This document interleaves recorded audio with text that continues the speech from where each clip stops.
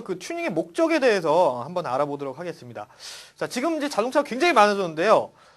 사실 국내 지금 자동차 시장 현실은 그 외국만큼 오너들의 그 취향을 다 반영을 한다고는 사실 할 수가 없거든요. 자, 그렇기 때문에 오너들은 다 이제 비슷한 차를 사가지고 자기 이제 개성에 맞게 꾸미는 작업들을 많이 하고 있는데요.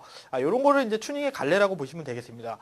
자, 우선 튜닝을 하게 되면은 그 오너가 뭔가의 그 목적 의식을 가지고 시작을 하는 게 좋습니다. 자, 왜냐하면은 나는 뭐 더 나은 주행 성능을 가져야겠다. 아니면 뭐 좀 더 이제 보기 좋은 그 겉모습을 가지고 싶다라고 얘기를 하시는 분이 있는 반면에 나는 승차감이 좋은 게 좋다. 아니면 나는 뭐 연비가 좀 낮은 연료 효율이 좋은 그런 차가 좋다라고 이제 생각하시는 분들이 있을 거예요, 분명히. 자, 그런 그 다양한 목적을 충족시키기 위해서 바로 튜닝을 하게 되는데요. 이 튜닝은 자칫 잘못하면은 안 하느니만 못한 그런 효과를 가지고 올 수도 있어요. 소위 얘기하는 이제 90년대 말에 이제 유행을 했었던 그 묻지마 튜닝 같은 게 이제 그런 예인데요. 단순히 그 부품의 그 크기가 비슷하다고 비슷한 제품을 이제 사용을 하고 인증도 안 된 그런 제품을 사용을 하다 보면은 아무래도 도로 위에서는 그 안전이라는 부분에 있어서는 굉장히 취약해질 수밖에 없거든요. 근데 무엇보다도 중요한 거는 바로 이 튜닝의 순서에 있습니다. 어디서부터 어떻게 시작을 할 건지 그것에 대해서 이제 한번 알아보게 될 건데요. 튜닝은 일단 크게 퍼포먼스랑 그다음에 드레스업 뭐 이런 식으로 나눠지게 돼 있거든요. 자, 오늘은 가장 이제 기본이 되는 그 타이어부터 시작하는 그 튜닝에 대해서 한번 알아보겠습니다. 자, 일단은 그 자동차를 한번 그려보도록 할게요. 자, 간단하게 그려볼게요. 자, 요런 스타일의 자, 자동차가 있습니다. 일반적으로 이제 많이 볼 수 있는 스타일의 그런 자동차죠. 뭐 이게 뒤에가 이렇게 또 넓어지면 밴이 될 수도 있는 거고, 여기서 이제 뭐 문을 하나만 달게 되면 뭐 스포츠카가 될 수 있는 거고, 그러니까 간단하게 일단 그려서 설명을 해보겠습니다. 자, 실질적으로 튜닝을 하는 사람들, 혹은 전문적으로 이제 튜닝을 하는 그 미케닉들의 얘기를 들어보면은 모든 자동차의 튜닝은 이 하체, 타이어에서 시작을 해서 한 바퀴 쭉 올라갔다가 다시 하체로 돌아온다라는 얘기를 하는 걸 많이 들을 수가 있거든요. 자, 이 얘기는 뭐냐면은 예를 들어서 내가 좀 더 나은 주행 성능을 가지고 싶다라고 얘기를 했을 때 아니면 뭐 그런 목적을 충족시키기 위해서는 흔히들 생각하는 게 엔진을 좀 더 큰 거를 달면 되지 않을까, 더 힘이 좋은 엔진을 달면 되지 않을까라고 생각을 많이 하는데요. 사실 이 생각은 굉장히 잘못된 생각입니다. 엔진을 만들기 위해서는 이 엔진을 지지하고 이 동력이 전달되는 부분에 대한 보강을 먼저 해줘야 되는데요. 자, 그 중에 이제 가장 기본이 되는 게 바로 이 타이어가 되겠습니다. 자, 타이어 같은 경우는 지금 시중에 나와 있는 그 자동차들의 이제 휠 사이즈나 타이어 사이즈가 점점 커지고 있는데요. 보통은 그 50 시리즈, 트레드를 얘기하죠. 50 시리즈를 기점으로 그 UHP 타이어하고 그다음에 일반 레디얼 타이어 두 가지로 이렇게 나눠지거든요. 자, UHP 타이어는 뭘 얘기하냐면은 울트라 하이 퍼포먼스를 나타내는 뜻으로서 그 휠과 타이어 사이드 월의 높이가 점점 이제 얇아지는 걸 얘기를 하게 되죠. 자, 광폭 타이어는 말 그대로 그 타이어가 처음에 이제 차가 출고했을 때보다 그 접지 면적이죠. 그 도로에 붙는 면적이 조금 더 이제 넓은 타이어들을 얘기를 하는데요. 자, 광폭 타이어를 하면은 일반적으로 인터넷이나 이런 데 보면 가장 많이 나와 있는 게 코너링이 좋아진다. 그다음에 뭐 접지력이 올라간다. 아니면 뭐 소음이 줄어든다. 뭐 승차감이 좋아진다. 뭐 이런 얘기들이 많이 있어요. 하지만 이거 전혀 틀린 얘기 아니에요. 어느 부분에선 맞고 어느 부분에선 틀린 얘기인데, 자, 그 부분에 대해서 잠깐 설명을 드리겠습니다. 자, 조금 전에 말씀을 드렸던 요 옆에 이제 사이드 월의 높이를 나타내는 이 UHP 타이어, 50 시리즈 이제 이하로 되는 요 UHP 타이어는 그 상대적으로 휠과 그 타이어 접지면의 그 면적이 좁기 때문에 그 승차감에서는 좋을 수가 없어요. 왜냐하면은 그 타이어의 이 트레드가 얇아지면 얇아질수록 이 노면에서 올라오는 충격이 그대로 차체에 전달이 되기 때문에 승차감이 좋아지는 경우는 거의 없고요. 그 대신에 노면의 흐름을 바로바로 읽을 수 있기 때문에 좀 더 민첩한 핸들링이 가능하다라는 그 장점이 있습니다. 그리고 또 반면에 뭐 승차감이 좋아진다, 접지력이 좋아진다, 다 맞는 얘기예요. 왜냐하면은 그만큼 아스팔트 바닥에 혹은 이 지면에 닿고 있는 면적이 옆에서 봤을 때는 일반 타이어가 한 요만큼밖에 안 된다고 하면은 분명히 광폭 타이어는 그거보다 약간 더 큰 사이즈를 갖게 된단 말이에요. 그러면은 4개를 기준으로 봤을 때 아무래도 이 바닥에 많이 닿아 있는 부분이 좀 미끄러짐이나 이제 이런 거에서 이제 좀 더 좋은 효과를 갖고 오게 되지만, 자, 요거에 대한 또 취약점이 있습니다. 자, 뭐냐면은 그 비 오는 날이나 눈 오는 날 같은 때 생기는 그 수막 현상 있죠? 자, 이 타이어의 접지면이 이렇게 수분이 차면서 차가 이 수분 위에 이제 떠서 가는 형태를 얘기를 하죠. 보통 이제 이걸 수막 현상이라고 얘기를 하는데, 타이어의 접지면이 넓어지면 넓어질수록 이 수막 현상은 빨리 나타나고 보다 심화되게 된다는 그런 단점이 있습니다. 자, 그래서 요거를 조금 더 설명을 해보자면은, 그 랠리 경기나 아니면은 이런 그 온로드를 달리는 경기에서 보면은 비 오는 날 쓰는 타이어는 그 비가 안 오는 날, 맑은 날에 쓰는 타이어보다 타이어 폭이 조금 더 좁은 걸 알 수 있어요. 자, 이거 왜냐하면은, 자, 그만큼 차체의 하중을 좁은 공간에 많이 찍어 눌러주기 때문에, 자, 넓게 되면 이렇게 딱 분산이 되겠죠? 좁은 공간에 찍어주기 때문에 보다 나은 접지력을 확보를 할 수 있기 때문에 그렇죠. 근데 물론 이거는 그 젖은 노면이나 그 미끄러운 노면에서의 그 얘기가 되겠습니다. 자, 그리고 타이어를 손을 댔다. 그럼 이제 어디를 손을 대야 될까라고 얘기를 이제 질문하신 분이 많은데, 자, 타이어는 사람으로 따지면 신발이 되겠습니다. 자, 신발을 내가 사이즈에 맞는 걸 골랐다라고 얘기를 하면은 그 사이즈를 맞는 부분을 찾아야겠죠.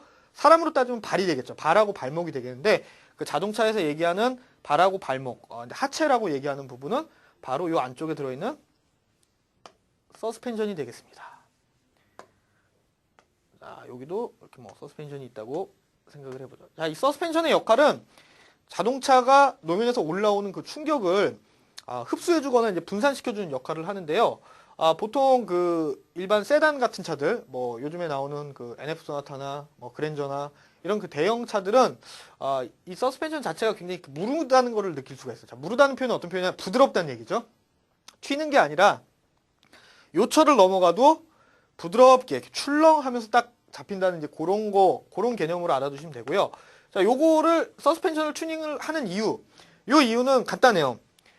그 승차감을 포기하는 대신에 더 많은 힘을 휠이랑 타이어에 눌러주면서 더 많은 그 접지력을 확보를 하기 위해서 요 서스펜션 튜닝을 한다고 보시면 되겠습니다. 아무래도 이 하체가 튼튼해야 잘 달릴 수 있겠죠. 그래서 경주용 차들이나 과도하게 차체를 낮춘 차들이 가는 걸 뒤에서 보면은 차가 이렇게 위아래로 튀는 모습을 볼 수 있어요. 통통통통통통 하면서. 자, 요런 거 같은 경우에는 그 일반 도로에서는 그렇게 적당하지 않기 때문에 그다지 권장을 하지는 않습니다.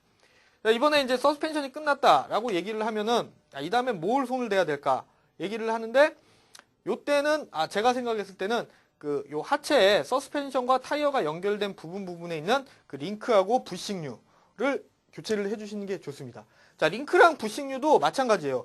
보다 높은 그 G포스라고 얘기하죠. 횡가속력이나 아니면 직진에서의 그 주행 성능을 위해서 좀 더 충격 흡수가 빠르고 빠르게 분산이 되는 그런 재질로 이 서스펜션이랑 타이어를 버티고 있는 부분에 대한 그 보강을 해주시면 그게 바로 이제 하체 튜닝이 되게 되는 거죠. 자, 요 안에는 뭐 차체에다 용접을 해주는 것도 있고, 안에다가 뭐 아마 이렇게 생긴 거 보셨을 거예요.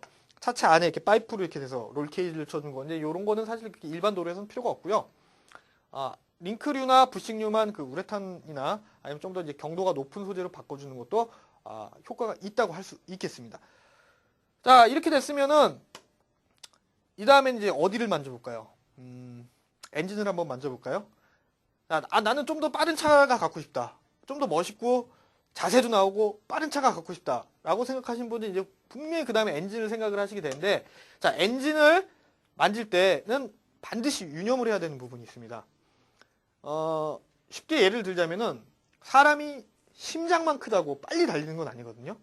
심장이 커지면은 그에 따른 그 운동량을 소화를 해낼 수 있는 그 다리가 필요하고 이제 근육이 필요한데, 자, 다리와 근육은 제가 좀 전에 말씀드렸던 요 부분에 이제 들어가게 되는 거죠.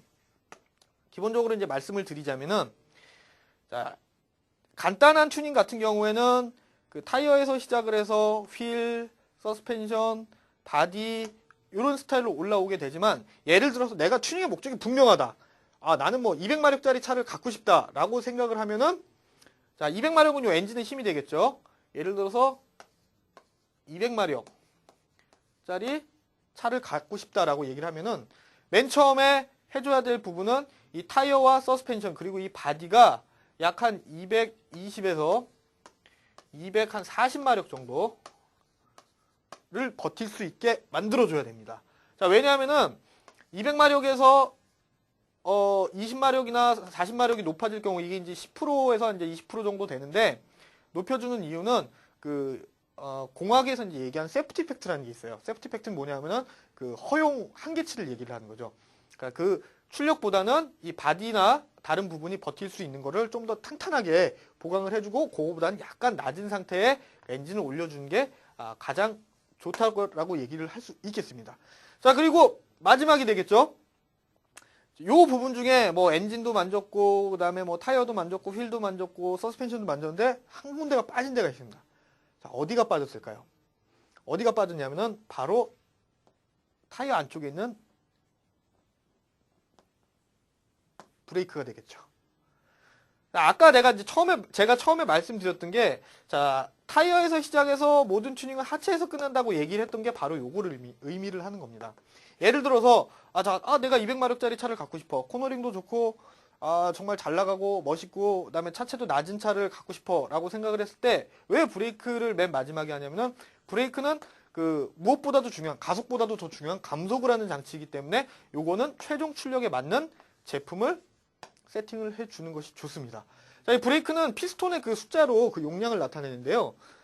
지금 국내 메이커 같은 경우에는 피스톤이 2개짜리 아니면 혹은 4개짜리 정도가 나와 있는데 튜닝용으로는 뭐 5개짜리도 있고 6개짜리도 있고 양쪽 합친 뭐 12개짜리도 있고 정말 다양하게 나와 있습니다. 실제로 이 브레이크는 그 캘리퍼만 중요한 게 아니라 패드도 중요한데 그 패드도 이제 거기에 맞는 제품들을 이제 선호를 해주시면 되고요. 보통 이렇게 출력이 높은 차들 같은 경우에는 그 레이싱 패드를 사용하게 되는데 레이싱 패드 같은 경우에는 그 분진이 굉장히 많이 나오고 수명이 일반 그 OEM으로 만들어지는 그런 패드보다 조금 짧다는 거 그렇게 이제 유념을 해 두시면 되겠습니다. 자, 이제 튜닝이 끝났습니다. 이제 뭘 했으면 좋을까요? 여기서 이제 뭐 바로 내가 차를 타고 나가면 될까라고 이제 사람들이 이제 생각을 많이 하는데요. 사실은 이 튜닝보다 더 중요한 게 남아 있습니다. 자, 튜닝을 아무리 잘했다고 하더라도 이 차가 도로에서 내가 원하는 곳을 달릴 수 없다 그러면은 이건 진짜 무용지물이 되는 거죠. 그러기 위해서 이제 구조 변경을 해야 되는데 그 구조 변경에 대한 부분을 간략하게 이제 살펴보도록 하겠습니다. 자, 보통 구조 변경은 그 불법 개조하고는 차이가 있는데요. 구조 변경은 파트를 바꿈으로써 해서 그 법적인 허가를 받을 수 있는 그 영역에 있는 것들을 얘기를 하고 불법 개조는 그 파츠를 교환을 했더라도 법적으로 허가가 안 나는 부분에 대해서는 얘기를 하고 있습니다. 그 두 가지가 이제 다르다는 걸 유념을 해 두시고요. 보통 이제 가장 많이 하는 그 구조 변경에 대해서 한번 알아볼게요. 가장 많이 하는 구조 변경, 3가지만 예를 들어볼게요. 자, 일단은 운전석 안에 보면은 좀 안 이쁘긴 하지만 스티어링 휠이 있죠. 그 다음에 큰 소리 좋아하시는 분들이 선호하는 머플러가 있겠죠. 그리고 또 한 가지가 있는 게 흡기 쪽에서 공기가 빨아들이는 소리, 슉슉한 소리가 나는 그런 에어필터. 요 3가지에 대해서 한번 알아보도록 하겠습니다.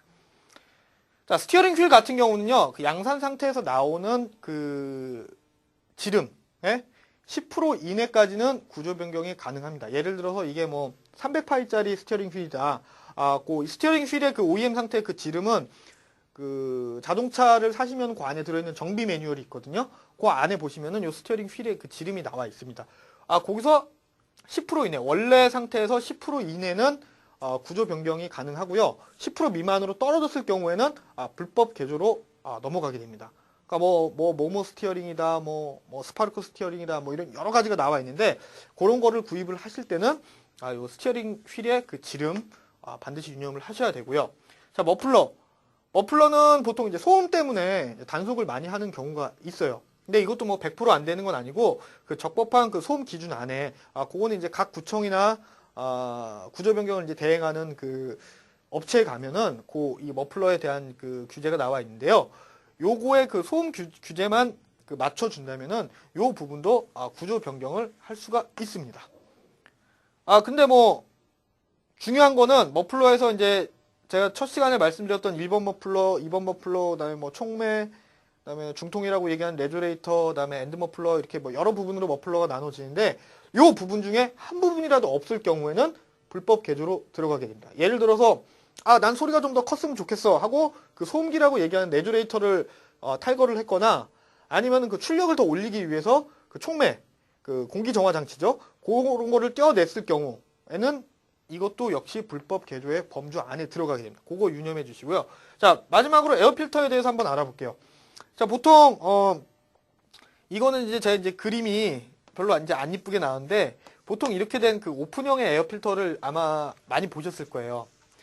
근데 자, 요런 오픈형의 에어필터는 일반형 에어필터에 비해서 그 인테이크라고 얘기를 하죠. 자, 스로틀 바디에 붙는 요 파이프가 짧고 그다음에 이 필터 자체가 외부로 다 노출이 되어 있다는 걸 알 수 있어요. 자, 이렇게 해서 공기가 여러 방향에서 들어오겠죠. 또 효율에 따라서는 이 자체가 안쪽에서 이제 압력이 낮아지면은 그 외부에 있는 공기를 빨아들이는 역할을 하는 그런 에어필터도 있습니다. 자, 요거는 어떻게 구조 변경을 해야 되냐? 원래 상태대로 하자면은 그 순정 상태의 그 에어필터와 보통 이렇게 사각형으로 생겼거든요. 에어필터와 그 플라스틱 주름관으로 된 인테이크가 있는 위치에 그 장착이 되는 거를 원칙으로 합니다. 그렇지만 이 플라스틱이 보통 이 튜닝 인테이크를 만드는 그 알루미늄보다 그 열 전도 효율이라든가 아니면 이런 게 낮기 때문에 보통 이제 알루미늄을 선호를 많이 하는데요.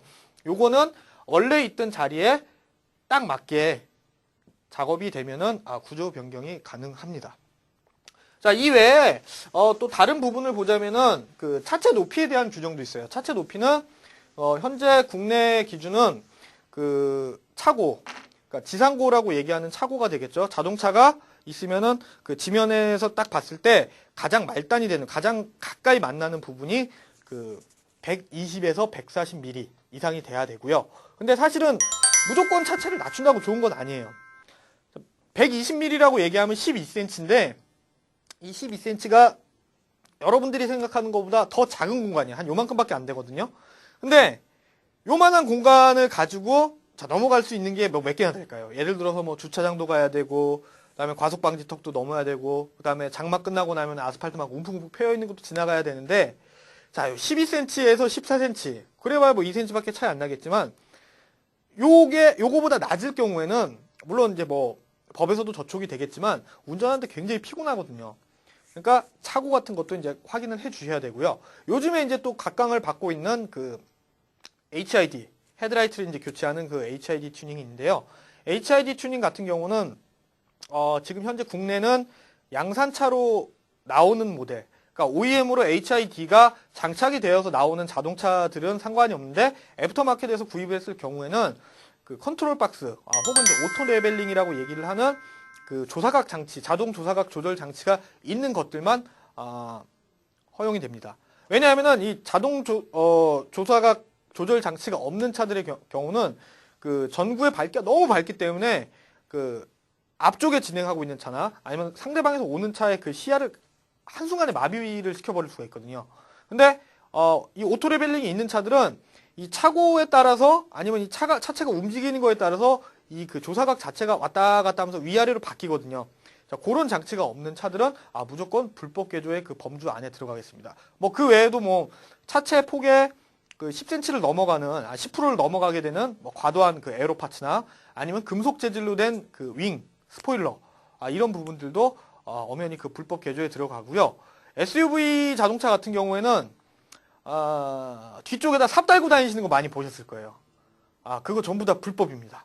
자, 삽이라든가 아니면 앞쪽에 그 이제 속칭 캥거루 범퍼 내지는 전투 범퍼라고 얘기하는 그 금속 부착물이 있는 거 같은 경우에도 전부 다 그 불법 개조기 때문에 그 단속 범죄에 포함되니까 이런 점들 유념하셔서 그 튜닝 하시는데 자료를 활용을